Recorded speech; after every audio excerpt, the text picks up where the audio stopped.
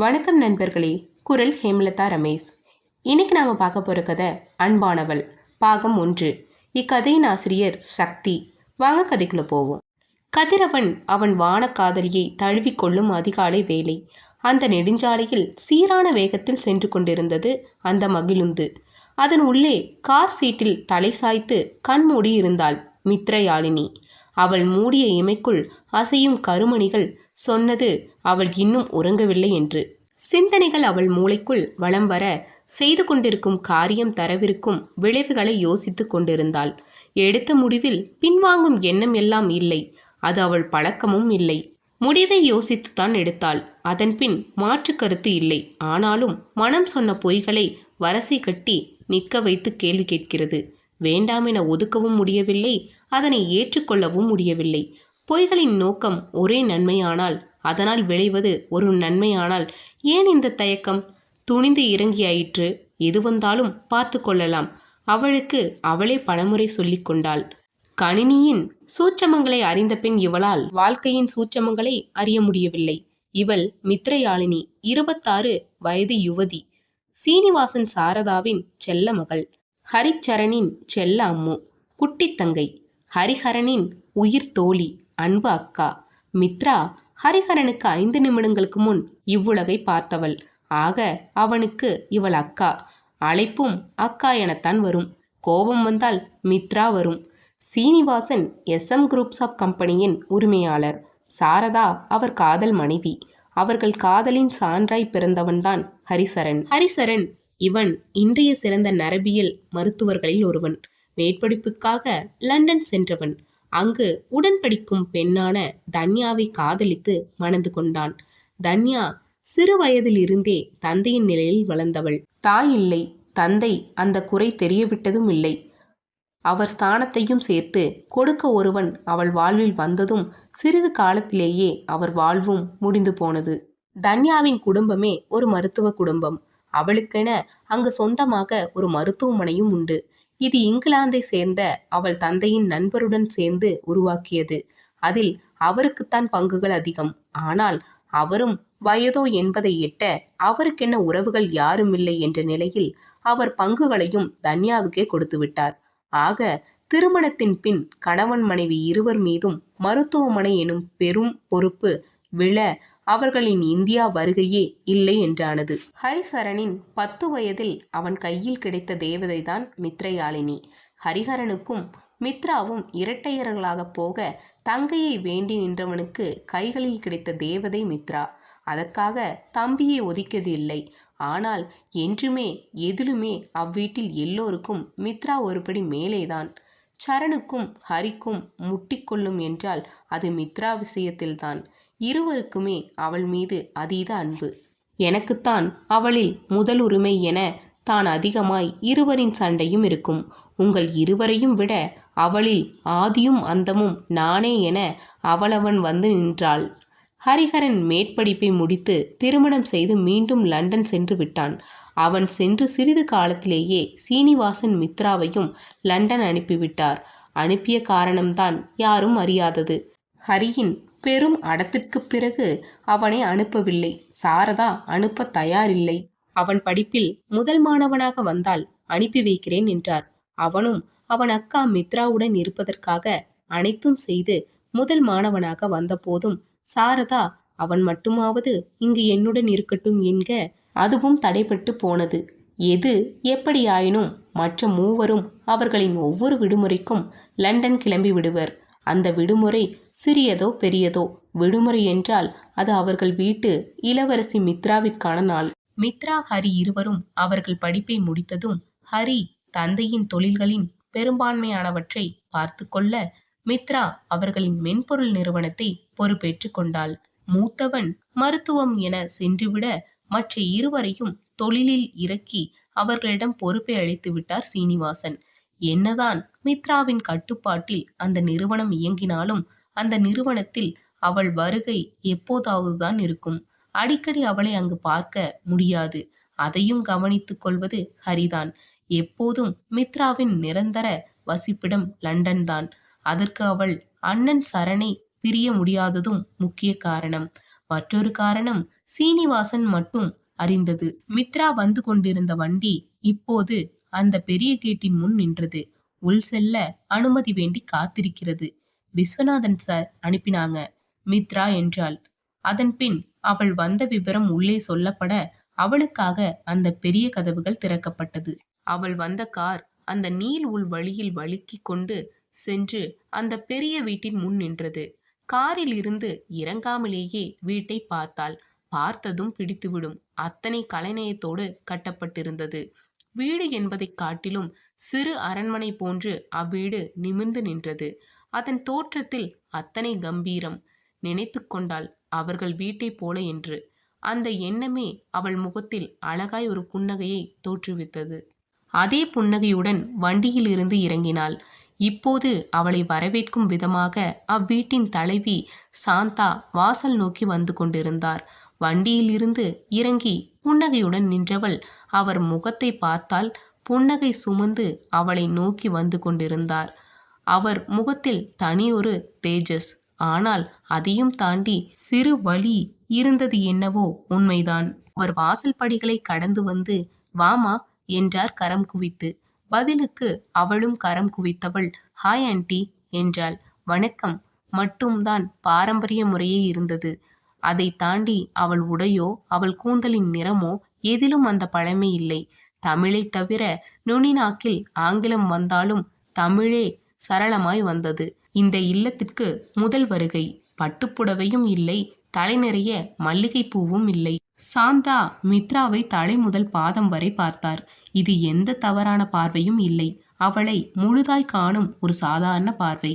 மித்ரா அவள் இரு தோள்களிலும் தொங்கி வழியும்படியான ஓர் டீ-ஷர்ட்டும் ஜீன்ஸையும் அணிந்திருந்தாள். அந்த ஜீன்ஸும் அவள் முட்டுப்பகுதியில் கிழிந்து அவளுக்கு இதுதான் வசதி என கூறிக்கொண்டிருந்தது. கால்களில் ஷூ. கூந்தலோ அதன் கருமையை சில இடங்களில் மட்டும் வெளிப்படுத்தி மற்ற இடங்களில் எல்லாம் பழுப்பு நிறத்தில் இருந்தது. அதன் நீளமோ இடைமேல் வரை இருந்தாலும் அதுவரை அதில் பல வெட்டுக்கள் தடம் பதித்து காற்றில் அலைந்து கொண்டிருந்தது. அவள் நிறமோ இந்த வெயில் என்னால் தாங்க முடியாது எனும் வகையில் கன்னங்கள் சிவந்து இருந்தது. கழுத்திலோ காதிலோ சிறு நகை கூட இல்லை. உடையில் இருந்து எதுவுமே அதிக விலை உள்ளது அல்ல. அவளால் முடிந்த அளவு இது அவள் செல்வ நிலையை மறைக்கும் தோற்றம். அவள் தோற்றத்தை காட்டிலும் அவரை அதிகமாய் ஈர்த்த ஒன்று என்றால் அது மித்ராவின் கண்கள். அதில் கொட்டி கிடக்கும் நிமிர்வும் பார்வையும் தீட்சண்யமும்தான் அவரை அத்தனை ஈர்த்தது. இந்த பார்வையிடலெல்லாம் அவள் வணக்கம் வைத்த சில நொடிகளில் நடந்திருக்க, பணியாட்களை அவள் பையை எடுத்து வர பணித்துவிட்டு அவளை அழைத்து கொண்டு உள்ளே சென்றார். அந்த நீண்ட வாசலை கடந்து உள்ளே சென்றாள். பழமையும் புதுமையும் இணைந்த அழகில் வீட்டின் கூடம் அமைந்திருந்தது.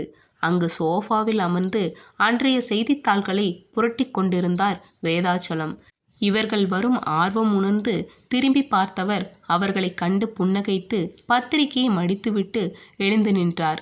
நிறைவாய் ஒரு புன்னகை சிந்தி வாமா என அழைக்க பதிலுக்காய் அவளும் ஒரு புன்னகை சிந்தி ஹாய் அங்கிள் என்றாள். அருகில் வந்ததும் எதிரில் இருந்த இருக்கையை காட்டி உட்காருமா என்க அவளும் அமர்ந்து கொண்டாள். நேராய் அவரை பார்த்தாள். அவள் உதடுகள் சிரித்து கொண்டிருந்தன. ஆனால் கண்கள் அது என்ன கூறிக்கொண்டிருந்தது? வேதாச்சலமும் அதை அறியத்தான் முயன்று கொண்டிருந்தார். ஆனால் முடியவில்லை. நம் எண்ணமாகத்தான் இருக்கும், வேறொன்றும் இருக்காது என தனக்குத்தானே சமாதானம் கூறிக்கொண்டவர் விச்சு எல்லா விவரமும் சொன்னான்மா. நீ இங்க தாராளமா தங்கலாம். உன் வீடு மாதிரி நினைச்சுக்க. இங்கு உனக்கு எந்த தயக்கமும் வேண்டாம் என கூறி சிறு இடைவெளி விட்டு என்னம்மா அப்படி பார்க்குற? அன்னைக்கு வீடியோ காலில் பார்த்ததுக்கும் இன்னைக்கு நேரில் பார்க்கறதுக்கும் நிறைய வித்தியாசம் தெரியுதா என்ன என வினவினார். அவர் வினவலில் ஒருமுறை சிறிதாய் குனிந்து இதழில் உரைத்த புன்னகையை சற்று விரித்து மீண்டும் நிமிர்ந்து அவரை நோக்கினாள். ஆமா அங்கிள், கொஞ்சமா நீங்களும் ஆண்டியும் வித்தியாசமா தெரியுறீங்க. விஸ்வநாதன் அங்கிள், உங்களுக்கு 3 பசங்க ஒரு பொண்ணு இருக்கிறதா சொன்னாரே, எங்க யாரையும் காணல? அன்னைக்கு வீடியோ கால்லையும் பார்க்க முடியல. ஆமாம், பசங்க ஆஃபீஸ் போயிருக்காங்க, பொண்ணு காலேஜ் போயிருக்கா. அவங்க வந்ததும் கண்டிப்பாக உனக்கு அறிமுகப்படுத்தி வைக்கிறேன் என கூறிய சாந்தா தொடர்ந்து பணியால் அளித்த டீயை பெற்று அவளிடம் கொடுத்தார். அதனை சிறு புன்னகையுடனும் நன்றியுடனும் பெற்றுக்கொண்டவள் வீட்டை சுற்றி பார்வை ஓட்டியவாறே பருக ஆரம்பித்தாள். மௌனமாய் அவளை பார்த்திருந்த வேதாச்சலம் எழுந்து கொண்டு, அப்போ ஓகே, எனக்கு ஆஃபீஸ்க்கு டைம் ஆச்சு, நான் கிளம்புறேன், என்ன வேணும்னாலும் சாந்தா கிட்ட கேளுமா என்றார். சரி என தலையசைத்தவள் டீ கப்பை வைத்துவிட்டு, அங்கிள் ஒரு நிமிஷம் என்றாள். கிளம்பி செல்ல போனவர் அவள் வார்த்தையில் தேங்கி நின்று கேள்வியாக அவளை பார்க்க, என்ன மித்ரானே கூப்பிடலாம் அங்கிள் என்றாள் தலை சாய்த்து. அதில் அவர் முகத்திலும் சிறு கீற்றாய் புன்னகை தோன்ற, ஓகேமா மித்ரா என்றவர் மனைவியை நோக்கி, அவளுக்கு ரூமை காட்டு, ரெஸ்ட் எடுக்கட்டும், பார்த்துக்க என்றவர் மனைவியிடம் சிறு தலை அசைப்பை கொடுத்துவிட்டு அவளிடம் சிறு புன்னகையை உதிர்த்துவிட்டு கிளம்பிவிட்டார். வேதாச்சலத்தின் பால்ய நண்பர்தான் விஸ்வநாதன். அவரின் குடும்ப நண்பரின் மகள் எனத்தான் மித்ரா இங்கு வந்துள்ளாள். வேதாச்சலத்திற்கும் அவர் குடும்பத்திற்கும் மித்ரா மேல் நடுத்தர வர்க்க குடும்பத்தை சார்ந்தவள் என்றும், ஸ்காலர்ஷிப்பில் சென்று லண்டன் சென்று படித்து வந்துள்ளதாகவும், அவர்கள் கம்பெனியில் வேலை செய்ய ஆசைப்பட்டு விஸ்வநாதனிடம் கேட்டு இன்று அவர்கள் கம்பெனியில் வேலை வாங்கி அவர்கள் வீட்டிலும் தங்கிவிட்டாள். வேறு வீட்டில் அல்லது கெஸ்ட் ஹவுஸில் இருப்பதாகத்தான் முதலில் பேச்சுவார்த்தை சென்றது. ஆனால் மித்ராவுக்கு அது வேண்டாமே, அவளுக்கு இந்த வீட்டினுள் நுழைய வேண்டும். ஆக அது முடியாது என மறுக்கப்பட்டு, தனியா விட ஊர்ல இருக்க அவங்க பேரண்ட்ஸுக்கும் விருப்பம் இல்லை, உங்க வீட்டிலேயே இருந்தா பாதுகாப்பா இருப்பா, உன்னை நம்பித்தான் நான் அவளை அனுப்புறேன் போன்ற அவரின் வார்த்தைகள் திருமணமாகாத ஒரு பெண்ணை அந்த வீட்டில் விருந்தாளியாக தங்க வைக்க சம்மதம் சொல்ல வைக்கப்பட்டது. வேதாச்சலம் கஷ்டப்படும் காலத்தில் உதவியவர் விஸ்வநாதன். அந்த நன்றிக்கடனுக்காக அவர் கேட்டு மறுக்காமல் உதவி செய்தார். விஸ்வநாதனும் லண்டனில்தான் வக்கீலாக பணியாற்றி கொண்டிருக்கிறார். அவருக்கு மித்ராவை பற்றியும் நன்கு தெரியும், அவள் குடும்பத்தை பற்றியும் நன்கு தெரியும். தெரிந்தும் அவர் நண்பரிடம் பொய் கூறினார், மித்ராவிற்கு அவர் பட்ட நன்றி கடனை தீர்ப்பதற்காக. அப்போது அந்த வீட்டுக்கோ வீட்டில் இருக்கிறவங்களுக்கோ அவங்க பிஸ்னஸுக்கோ என்னால் எந்த பாதிப்பும் வராது என்ற மித்ராவின் உறுதியான வாக்கின் பின்தான் இதை செய்ய சம்மதித்தார். அதன்பின் அவர் நண்பரிடம் கேட்டு அவளை வீடியோ காலில் அறிமுகப்படுத்தி வைத்து என அனைத்தும் துரித கதியில் நடக்க அடுத்த வாரமே மித்ரா கிளம்பி இங்கு வந்து விட்டாள். சாந்தா அவளுக்கான அறையை காண்பித்தவர், ரெஸ்ட் எடுடா, நான் அப்புறம் வந்து உன்னை பார்க்குறேன் என கூறி அங்கிருந்து அகன்றார். அவர் சென்ற பின் அந்த அறையினுள் நுழைந்தவள் மெதுவாய் அந்த அறையை சுற்றி பார்த்தாள். அவர்கள் வீட்டில் அவள் அறையை விட சிறியதுதான். அது அந்த வீட்டின் இளவரசிக்காக கட்டப்பட்டது. ஆனால் அது அப்படியா? விருந்தினருக்கு என ஒதுக்கிய ஒரு அறை. அறையை கண்களால் வலம் வந்தவள் அங்கிருந்த திரை சீலையை விலக்கி பார்த்தாள். கண்ணாடி கதவுகளுக்கு பின்னாக அறை பால்கனி, அதில் சிறு ஒற்றை ஊஞ்சல். கண்ணாடி கதவுகளை திறந்து அதில் சென்று அமர்ந்து கொண்டாள். அங்கிருந்து பார்த்தால் அந்த வீட்டின் தோட்டம் அழகாய் தெரியும். ரசனைக்குரிய இடம். ஆனால் மித்ரா ரசிக்கவில்லை. இப்படி இயற்கையை நின்று கவனித்து ரசிக்கும் ஆளில்லை மித்ரா. அவள் உலகம் பரபரப்பானது. படிக்கும் போதே இன்னும் இன்னும் என புதிதாய் கற்றுக்கொள்ள ஓடிக்கொண்டிருப்பாள். கல்லூரியின் போதும் பகுதி நேர வேலை என செய்து கொண்டிருந்தாள். இந்த பகுதி நேர வேலைக்கு அவசியமே இல்லாத போதும் அவளுக்கு செய்ய வேண்டும் என்றால் அதற்கு தடை சொல்லவோ அவள் விருப்பத்திற்கோ மறுப்பு தெரிவிக்கவோ அவர்கள் வீட்டில் யாரும் நினைத்ததில்லை. எல்லாம் அவள் விருப்பம்தான். தவறானதை செய்ய வேண்டும் என அவள் அடம் பிடித்ததும் இல்லை. என்று கணினி மேல் அதீத ஈடுபாடு கொண்டாலோ அவள் நேரம் முழுவதும் அதனுடன் தான். விதிவிலக்கு என உண்டு என்றால் அது அவள் குடும்பத்துடன் கழிக்கும் பொழுதுகள்தான். இப்போது அப்படி எதுவும் இன்றி அமர்ந்து இருக்கிறாள். கண்டிப்பாக இப்போது அவள் மடியில் கணினி அமர்ந்து இருக்க வேண்டும். ஆனால் இல்லை, அவள் இயற்கையும் ரசிக்கவில்லை. அவள் இமை மூடி அமர்ந்திருந்தாள். மூடிய இமைக்குள் அவள் குடும்பம் வந்து நின்றது. இதுவரை அவர்களை இப்படி பிரிந்து வந்ததில்லை. கண்டிப்பாக யாராவது ஒருவர் அவளுடன் இருப்பர். மித்ரா தனியா இருக்கா. இப்படி ஒரு சூழ்நிலை அவள் வாழ்வில் இதுவரை வந்ததில்லை. இப்போது கூட அவள் ஓரிடம் தனியாக போக வேண்டும் என கூறும்போது முதல் மறுப்பு வந்தது அவள் குடும்பத்திடம் இருந்து. முதல் மறுப்பு. அவளும் முதலாய் அடம் பிடித்தாள். உண்ண மறுத்தாள், பேச மறுத்தாள். அன்று காலை சண்டை போட்டு இரவே சம்மதம் வாங்கிவிட்டாள். அப்போதும் எங்கு செல்கிறாள் என சொல்லவில்லை. இந்தியா என மட்டும்தான் சொன்னாள். அதற்கு மேல் அவளை அதட்டி கேட்கவும் வழியில்லை. அப்படி கேட்டாலும் சொல்ல மாட்டாள். என்னை நான் பார்த்துக்கிறேன், எனக்கு எதுவும் ஆகாது, தினமும் ஃபோன் பண்ணுறேன், யாரும் என்னை ஃபாலோ பண்ணக்கூடாது, நான் எங்கே இருக்கேன்னு தேடக்கூடாது போன்ற பல்வேறு வாக்குகள் அளித்து பெற்றுக்கொண்டு இங்கு வந்து விட்டாள்.